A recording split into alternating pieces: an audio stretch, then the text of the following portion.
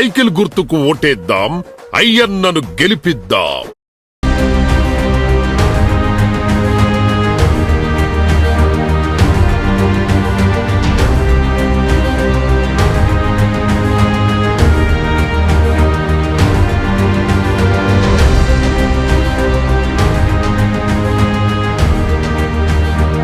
Welcome back to V news.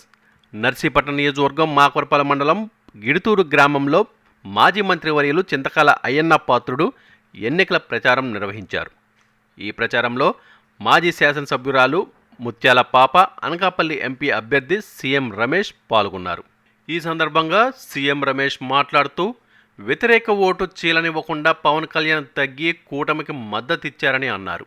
Anakapalli MP అభ్యర్థిగా YCP నుండి పోటీ చేస్తున్న బూడి ముత్యాల నాయుడు డిప్యూటీ సీఎంగా ఉండి సొంత నియోజకవర్గం అభివృద్ధి చేసుకోలేకపోయాడని ఎద్దేవా చేశారు. ప్రతి గ్రామంలో సిమెంట్ రోడ్డు కనిపిస్తుంది అంటే అది చంద్రబాబు హయాంలోనే కొన్ని వేల కిలోమీటర్ల రోడ్డు వేశారని అన్నారు. జగన్మోహన్ రెడ్డి పని అయిపోయింది, ఇక వచ్చేది కూటమి ప్రభుత్వమే అని అన్నారు. అనకాపల్లి జిల్లా ప్రజలను స్పెషల్ ట్రైన్లో అయోధ్యలో ఉన్న రామ మందిరానికి తీసుకువెళ్తానని గ్రామ ప్రజలకు మాట ఇచ్చారు. సైకిల్ గుర్తుపై ఓటు వేసి అయ్యన్న పాత్రుడును గెలిపించాలని, అదేవిధంగా కమలం గుర్తుపై ఓటు వేసి సీఎం రమేష్ను గెలిపించాలని అభ్యర్థించారు. ఈ కార్యక్రమంలో అధిక సంఖ్యలో మహిళలు, పార్టీ కార్యకర్తలు పాల్గొన్నారు. ఇప్పటికి దాదాపు 4 కాన్స్టిట్యూన్సీల్లో 10 సభలు చూసుకొని వస్తున్నాం. అంటే ఈ తక్కువ సమయంలో ప్రతి ఒక్కరిని కలవాలి, ప్రతి ఒక్క గ్రామం చూడాలి అని తపన. కాకపోతే ఎన్ని చూస్తానో చూద్దాం. ఇప్పుడు ఆలస్యమైనా కూడా మళ్ళీ రేపు ఎలక్షన్ అయిపోయిన తర్వాత ప్రతి గ్రామము, ప్రతి నాయకుడిని, ప్రతి కార్యకర్తని అందరినీ కలుస్తానని చెప్పేసి తెలియజేస్తున్నాను. పోటీ చేయమని ప్రధానమంత్రి నరేంద్ర మోడీ గారు ఇక్కడికి పంపించడం జరిగింది.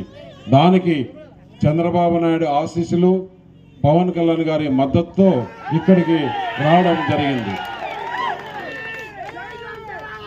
ఇక్కడ ఈ ప్రాంతం చాలా అభివృద్ధి చెందాలి. ఇప్పుడు నేను దాదాపు ఇప్పటికి ఇది 4వసారి పాయకరావుపేట నుంచి మీదుగా నర్సీపట్నం వచ్చే దారి అంటే ఇప్పుడు వచ్చిన దారి. ఆ దారి చూస్తే ఆ దారి ఎలా ఉందో ఈ ప్రభుత్వం జగన్మోహన్ రెడ్డి కూడా అలాగే ఉంది. ఎందుకు ఇంత మంచి దారి, రహదారి బాగా చేసుకోవాలి. దారిలో వస్తుంటే చూస్తే ఉత్తరాంధ్ర సుజల స్రవంతి ఏ విధంగా ఆగిపోయిందో తెలుగుదేశం ప్రభుత్వంలో ఉన్నప్పుడు ప్రారంభించి అది చేస్తే ఈ ప్రభుత్వం జగన్మోహన్ రెడ్డి వచ్చిన తర్వాత దాన్ని ఏమాత్రం ముందుకు తీసుకోలేదు.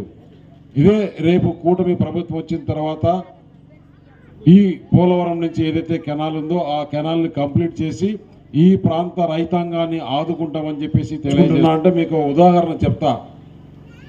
మీరు ఈరోజు చంద్రబాబు నాయుడు, పవన్ కళ్యాణ్ రిలీజ్ చేసిన మేనిఫెస్టో చూడండి, జగన్మోహన్ రెడ్డి చేసిన మేనిఫెస్టో చూడండి, రెండు పోల్చుకోండి.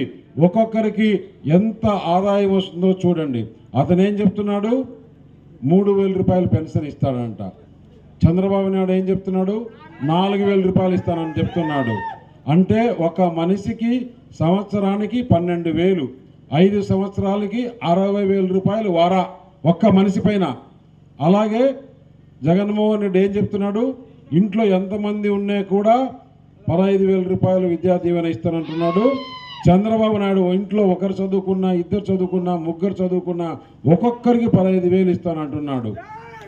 అలాగే 18 సంవత్సరాల వయసు నుంచి 59 సంవత్సరాలు ఉండే మహిళలందరికీ కూడా ఒక్కొక్కరికి నెలకు 1,500 ఇస్తున్నాడంటే 1,500 ఇంటూ 12 18,000 ఇంటూ 5 90,000 రూపాయలు ఒక్కొక్క మహిళకు వస్తుంది.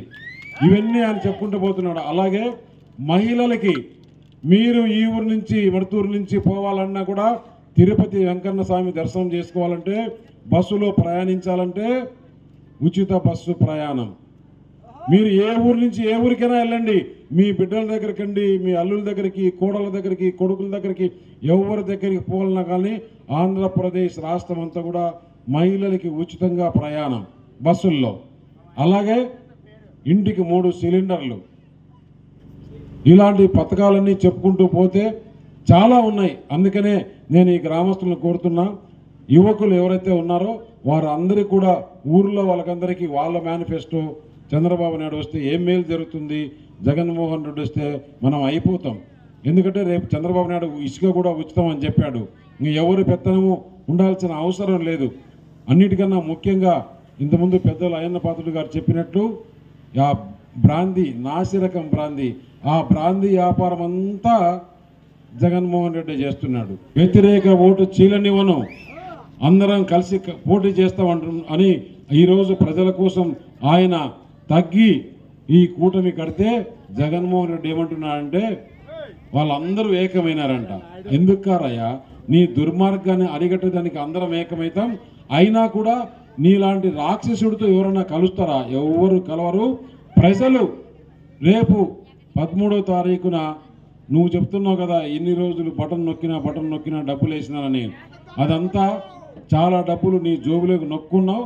రేపు ప్రజలు 2 బటన్లు నొక్కి నీ భరతం పడతారని చెప్పేసి తెలియజేస్తూ, రేపు రాబోయే 13వ తారీఖు పోలింగ్ రోజున మీరు బూత్ లేకపోతే మొట్టమొదటి ఓటు మీకు ఇచ్చేది పార్లమెంటు ఓటు.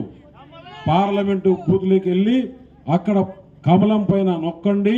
అలాగే 2వ ఓటు పక్కనే బూత్ ఉంటుంది, దాంట్లోనే అయ్యన్న పాత్రుడు గారికి సైకిల్ పైన వేయండి. ఒకటే చెప్తున్నా, రేపు ప్రభుత్వం వచ్చిన తర్వాత అయ్యన్న పాత్రుడు గారు చాలా సీనియర్ శాసనసభ్యులు. ఆయన ఏది కోరుకుంటే ఆ మంత్రి పదవి ఆయనే రాసుకోవాల్సింది, చెప్తే ఇంకొకరు ఇచ్చే పరిస్థితి కాదు ఈరోజు అని చెప్పేసి తెలియజేస్తూ, ముఖ్యంగా ఇక్కడ జరిగే పార్లమెంట్ ఎలక్షన్ ఆలోచన చేసుకోండి. మొన్న నేను నామినేషన్ వేస్తున్నానంటేనే రాజ్నాథ్ సింగ్ వచ్చారు. ఆ రోజు అక్కడ ఆ మీటింగ్ సభలో అయ్యన్న పాత్రుడు మాట్లాడారు. ఆయన చెప్పింది ఒకటే, అనకాపల్లిని మేము ప్రత్యేక దృష్టి పెడతాం, అనకాపల్లి పార్లమెంట్లో అభివృద్ధి చేస్తాం, రమేష్ను గెలిపించండి, ఇక్కడ నేను బాధ్యత తీసుకుంటానని చెప్పాడు. రేపు 6వ తారీఖు సాయంత్రం మళ్ళీ అనకాపల్లికి ప్రధానమంత్రి వస్తున్నాడు. ప్రధానమంత్రి వస్తున్నాడంటే ఊరికే రావట్లా, అనకాపల్లిని అభివృద్ధి చేసేదానికి వస్తున్నాడు, అనకాపల్లిలో సంక్షేమం చేసేదానికి వస్తున్నాడు, అనకాపల్లిలో పరిశ్రమలు పెట్టేదానికి ఆయన వస్తున్నాడు. ఆయన సభకు మీరందరూ వచ్చి ఈ సభను జయప్రదం చేసి, ఈ 10 రోజుల్లో మీకు కనపడేదంతా ఒక కంటిలో కమలం, ఒక కంటిలో సైకిల్, అంతేనా? మీరు ఓట్లేసి భారీ మెజార్టీతో గెలిపించండి. ఈ ప్రాంత అభివృద్ధికి మేము ఎలా కృషి చేస్తామో ఒక అవకాశం ఇవ్వండి. అభివృద్ధి అంటే ఏందో చూపిస్తామని చెప్పేసి తెలియజేస్తున్నా.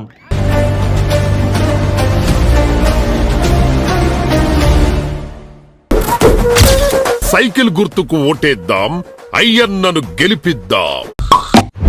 నిరంతర వార్తా సమాచారం కోసం మా వి న్యూస్ ఛానల్ సబ్స్క్రైబ్ చేయండి. నోటిఫికేషన్ కొరకు బెల్ ఐకాన్ని యాక్టివేట్ చేయండి.